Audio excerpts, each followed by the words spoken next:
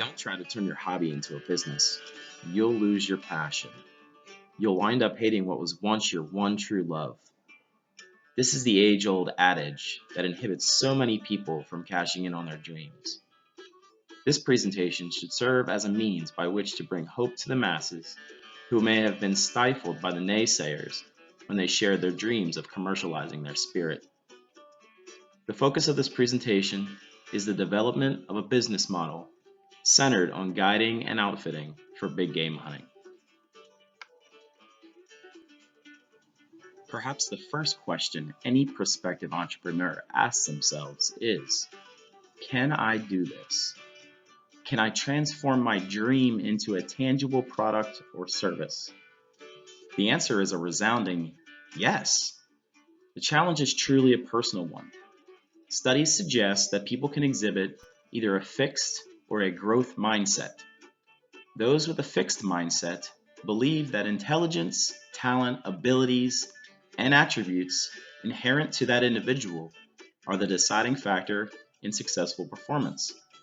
The belief is that those with a growth mindset, in contrast, that one's ability and successes are due to learning, that intelligence can grow and change with effort, and believe in trying other approaches or seeking help when faced with difficulties, and tends to adopt learning goals. Adoption of growth mindset may be all that stands between you and your passion becoming the most successful business endeavor of your dreams. Guiding and outfitting for big game hunting is unique and is relatively in high demand. Two hallmark traits which bode well for an effective business startup. Mental preparation through the establishment of a growth mindset is your ammo to push yourself beyond the perspective of the negative Nancys and seize the opportunity that awaits. I always joke about the fact that I still don't know what I want to do when I grow up. I've spent my entire adult life serving the needs of the Army while advancing my expertise in another passion, medicine. By duty title, I may be an Army medical instructor with a background in operational emergency medicine.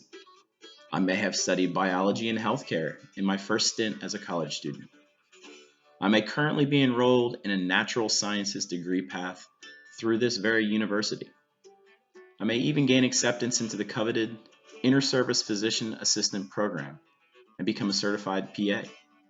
At the root of my soul, however, has always been and will forever be the outdoors, and more specifically, my love of hunting. My two passions, medicine and hunting, relate on a level that most would not understand. Perhaps the basis of the relation is my affinity for the sciences and my respect for life itself. No matter where I end up in this world, one thing is certain. Hunting will always be at the forefront of my mind. What does it mean to guide or outfit for big game hunting? What activities are involved? The answer is easy. Keep it simple is possibly one of the best pieces of advice I have ever been given. I am analytical by nature, which drives me to the details of every endeavor. As far as hunting goes, however, those interested are seeking an escape from the daily grind that only nature can provide. Guiding and outfitting goes beyond simply placing a hunter in proximity to a trophy animal to pull the trigger. What may be more important is the experience as a whole. From the time the customer walks in the door of your cabin, your primary function is their satisfaction. Sure, there is the dream of harvesting a Boone and Crockett buck from the deep woods that most all hunters have, but a guide may offer alternative activities for his guests to partake in, such as shooting sports, fishing, hiking, and boating. The hunter may simply choose to sit and stand for the duration of their trip. A guide must be experienced in the wilderness, in hunting and survival equipment, and in animals. The real success, however, is measured by how you make the customer feel throughout their stay. The guide must give each person his or her money's worth and a sense that the hunt was successful, even if the client does not come back with a trophy. Whatever experiences are had, a successful guide service will strive to elicit the expression of its clients, the simple life.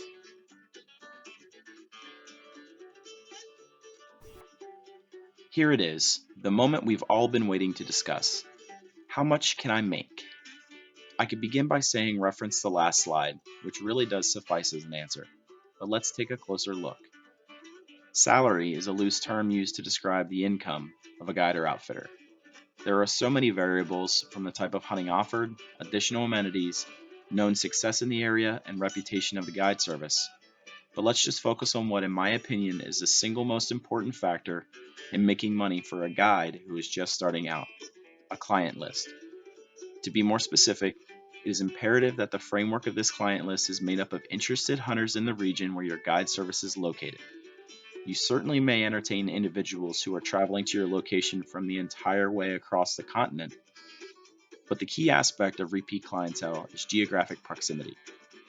One study of a group of 696 waterfowl hunters concluded that hunters are willing to pay an average of $37.07 in additional trip costs in order to reduce their travel time by 1 hour.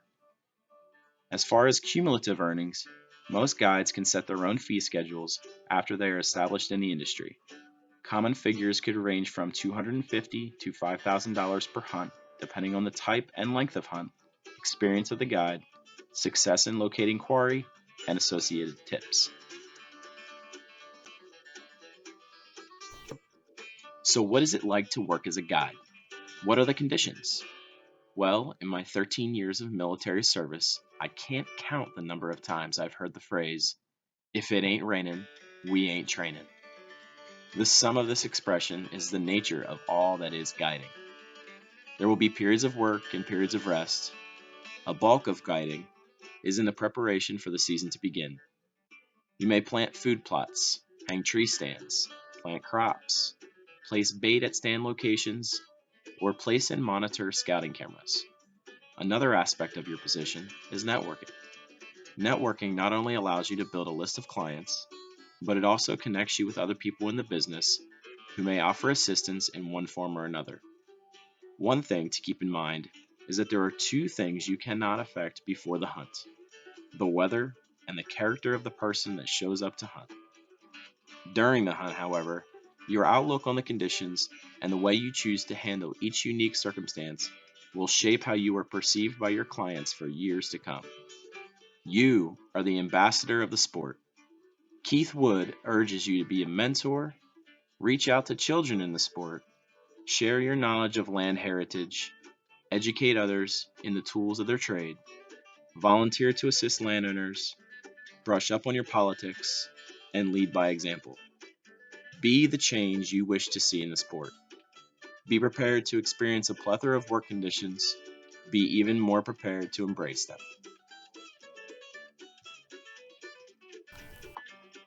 Turning a passion for hunting into a profitable guide service reality may prove to be a difficult feat.